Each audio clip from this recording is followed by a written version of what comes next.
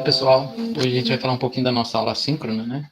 Hoje a gente vai dar continuidade ao tema de corrente elétrica, ok? E resolver alguns exercícios. Então, basicamente, a ideia é o seguinte. Então, a gente vai falar um pouquinho de corrente elétrica.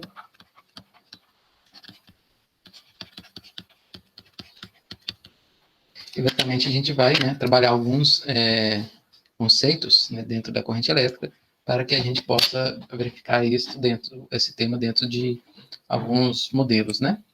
Bom, o que é a corrente elétrica? A corrente elétrica nada mais é do que um movimento ordenado de cargas elétricas, né? E esse movimento ela ocorre mediante a existência de um gerador, onde esse gerador ele apresenta uma diferença de potencial, em que cargas positivas vão para o menor potencial e cargas negativas para o maior potencial. A gente viu também na aula passada que, por modo convencional, a gente vai falar que as cargas positivas que movem, ou seja, ela vai sair do polo positivo e vai percorrer pelo circuito até o polo negativo. Então, que né, exatamente nessa figura a gente tem um modelo convencional. Mas como havíamos dito anteriormente, que cargas elétricas que têm a maior mobilidade para mover. Não que cargas positivas não movam, elas movem, né? Por exemplo, em soluções iônicas isso é verdade, cargas positivas moverem, né? No caso, íons, né? Positivos, que são os cátions, né? Mas em termos gerais, em metais, né? A gente tem o movimento de elétrons, no entanto, a gente vai considerar, né, que há um movimento de cargas positivas, tá?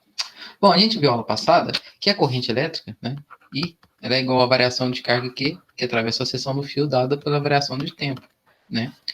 O que a gente viu? A gente viu que tem um fio, esse fio vai atravessar, através dessa seção aqui, vai atravessar cargas, né, em uma dada direção, né, de movimento e sentido, né?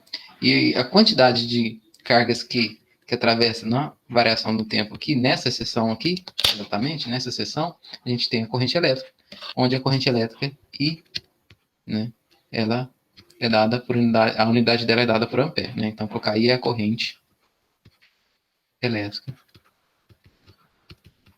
dada em ampere.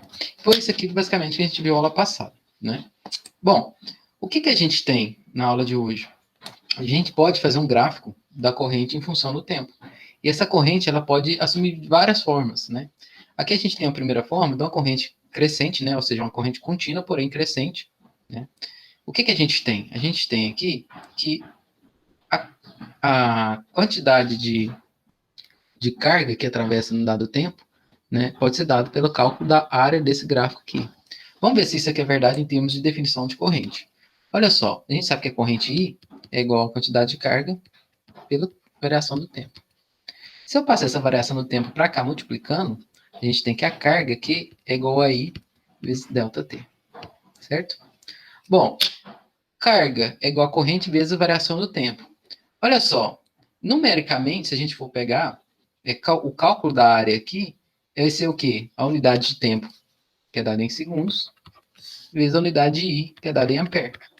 A gente viu que ampere é igual a coulomb por segundos. Se eu passar esses segundos para cá multiplicando, a gente vai ver que a unidade de Coulomb é ampere vezes segundos.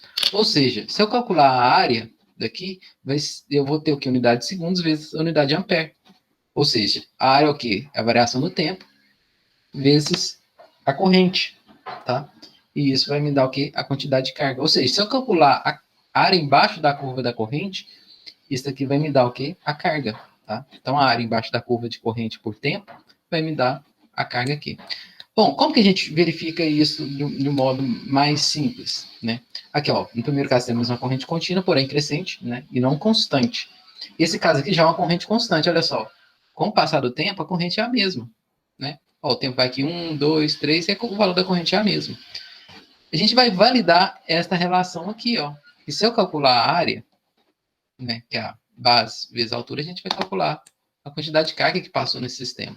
Então, olha só, se eu pegar aqui, ó, colocar aqui o tempo T1, e mais adiante um tempo T2, e nós sabemos que a corrente I é uma corrente constante, se eu calcular essa área aqui, ó, a área a gente sabe que é igual a base vezes a altura, e nossa base é T2 menos T1, não é? Olha só, a área o comprimento da base, onde esse T2 menos T1 é o ΔT, né? Vezes a altura. A altura é o próprio I. Ou seja, a área da base, a área, que é a base vezes a altura, é igual a ΔT vezes I. Ou seja, A é igual a simplesmente a quantidade de carga Q. Ou seja, se eu tenho um gráfico de corrente por tempo, se eu calcular a área embaixo dessa curva aqui, que é a curva da corrente, eu vou calcular quanto de carga passou no meu sistema. Tá certo? Bom, continuando ainda, eu posso ter correntes, né, de um modo pulsante. Olha só, a corrente aumenta, aumenta não linear, né? Aumenta até o máximo e depois diminui. Aumenta, aumenta, aumenta, não linear, depois diminui. Isso aqui é dito como uma corrente pulsante. Vou colocar aqui corrente, né? Pulsante.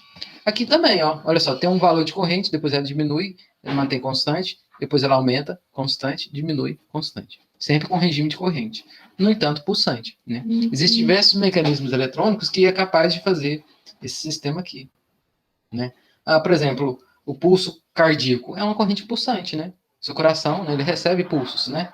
Elétricos, né, através de reações químicas, dentro do seu metabolismo, né? São correntes pulsantes que é aplicada no coração e o coração funciona, né? Bom, outro tipo de corrente que a gente tem a corrente alternada, tá? Vou colocar aqui corrente.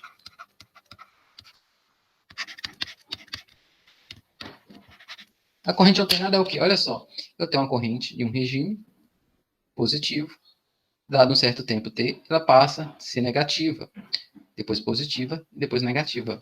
Olha aqui, ó, ela aumenta positivamente, decai positivamente até zerar, depois ela aumenta negativamente até o máximo, depois diminui negativamente até zerar.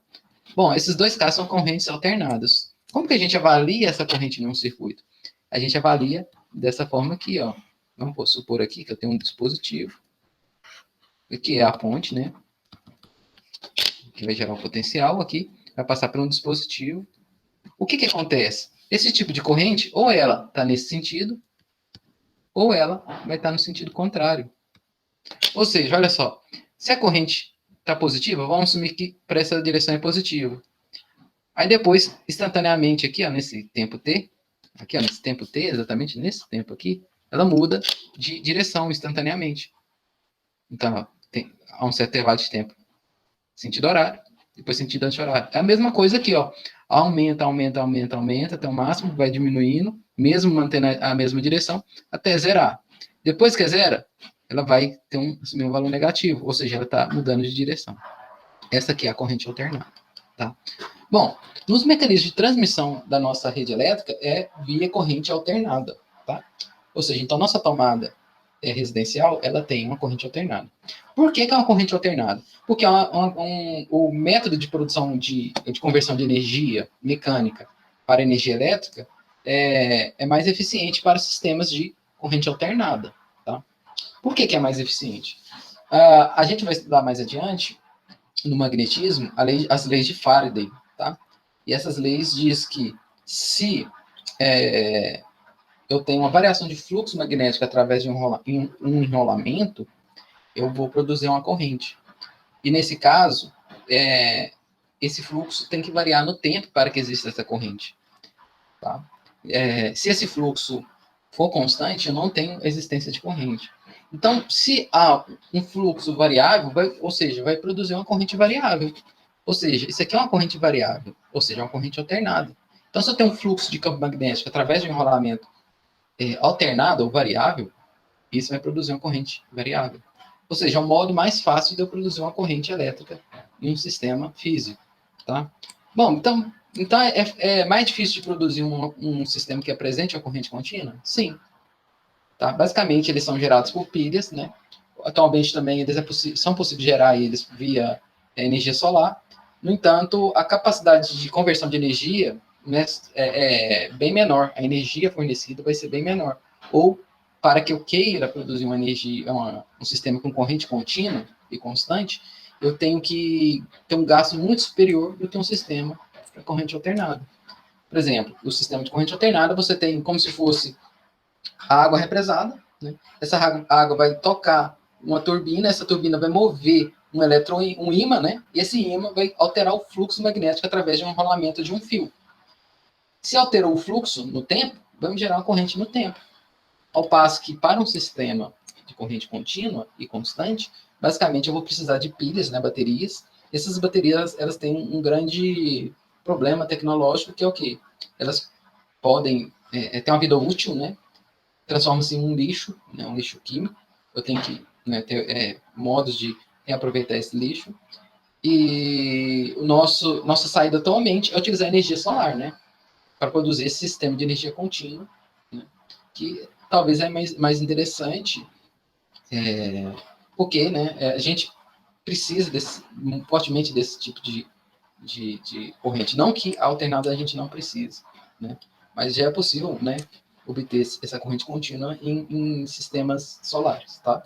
Então, não que vá acabar esse tipo de sistema, mas agora, né, ele é possível fazer um sistema com corrente contínua e constante via captação de energia solar, né? Ok? Pessoal, então, dando continuidade, né, utilizando agora principalmente essa definição aqui de corrente, que é a quantidade de carga por tempo, e o cálculo da área da curva da intensidade da corrente por tempo, a gente vai resolver alguns exercícios, tá? Lembrando, mais uma vez, que todas essas figuras foram da nossa referência do livro Tópicos de Física, né? E nós temos aqui 3 exemplinhos, né, para vocês, para que vocês possam, né, verificar a resolução comigo, tá? A primeira pergunta: quando uma corrente elétrica é estabelecida em um condutor metálico, quais portadores de cargas elétricas entram em movimento ordenado? Bom, como eu havia dito, né, quando eu estou falando de condutor metálico, a gente sabe lá atrás que o metal ele tem cargas positivas, né, um núcleo lá, né, vamos pegar o ferro, 3 mais, por exemplo, ele tem os elétrons mais internos e os 3 elétrons, né, os 3 mais, né, que podem ser doados. Esses elétrons, eles vão chegar outros, né, elétrons aqui de outro íon ferro. Bom, como esses elétrons mais internos estão fortemente ligados quimicamente aqui, né, e esses outros 3 estão fracamente ligados, o que vai acontecer? Esses elétrons vão chegar um ao outro e eles vão o quê? Formar o que a gente chama de nuvem eletrônica.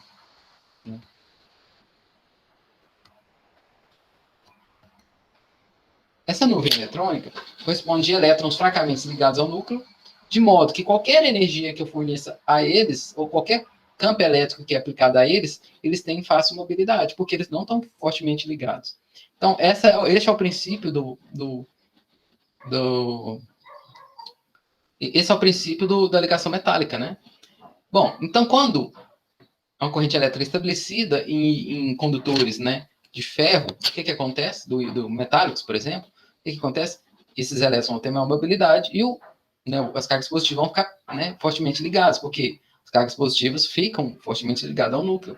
Então, quando a corrente elétrica é estabelecida em um condutor metálico, quais os portadores de cargas elétricas entram em movimento? São os elétrons, né? Então, no exercício 1, a gente vai falar que são os elétrons. Tá? Vamos fazer o exercício 2 agora. O exercício 2, quando as extremidades de um fio metálico indicado na figura tem uma diferença de potencial, ou seja, olha, eu tenho que ter uma diferença de potencial para que o elétron, né, mova, né, ou a carga mova.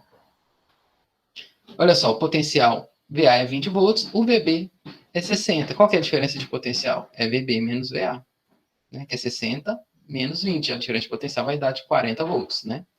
Em que sentidos move os elétrons livres? Qual o sentido convencional da corrente gerada? Então a gente vai reproduzir esse desenho, olha só. Então tem aqui o lado A e o lado B, certo? O que acontece?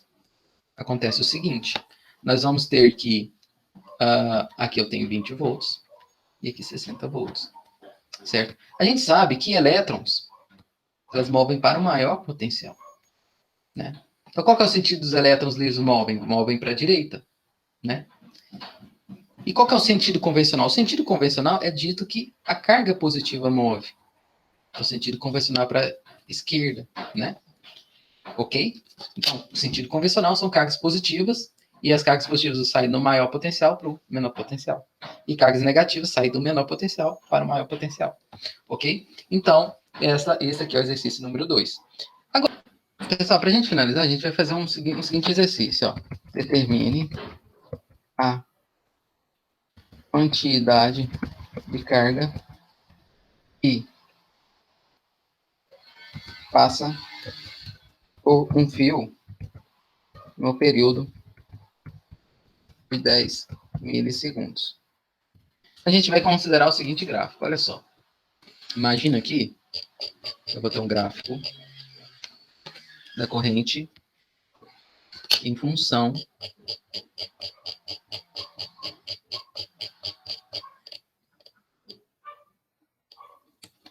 do tempo. Olha só. Né? O tempo em segundos.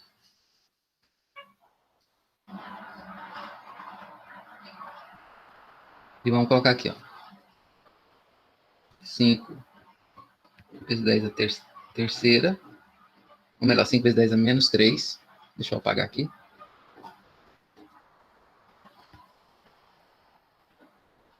Dez vezes 10 a menos 3. Tudo em segundos. E a corrente aqui de 5 miliamperes. Vou colocar aqui a corrente de 5 aqui. A intensidade em miliampere. Tá? E vamos supor que essa corrente é contínua.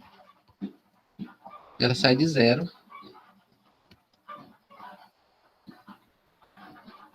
Daí vai crescendo.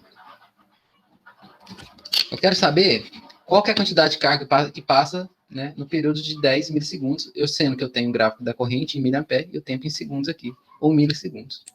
Bom, a gente viu lá atrás que se eu calcular a área embaixo da curva, isso vai me dar a quantidade de carga aqui. Né? A área que a gente tem embaixo aqui, ó, essa área aqui, ó. Né? Bom, então nosso Q vai ser igual a quê? A área de um triângulo, que é a base, que é 10 vezes 10 a menos 3 segundos, vezes a altura, que é 5 vezes 10 a menos 3 também, que é miliampere, né? Dividido por 2, né? Que é a área de um triângulo, né? Então a quantidade de carga aqui é igual a que 5 vezes 10 dá 50, vezes 10 a menos 6, né? Ampere vezes segundo vai dar coulomb dividido por 2. Isso vai dar o quê? 25 vezes 10 a menos 6 coulomb. Ou seja, no período de 10 milissegundos, a quantidade de carga que passa é 25 vezes 10 a menos 6 coulomb. Né? Ok? Então, basicamente, né, nós temos aqui nossa aula de hoje. Né? E em breve eu devo disponibilizar algum exercício para vocês. Tá?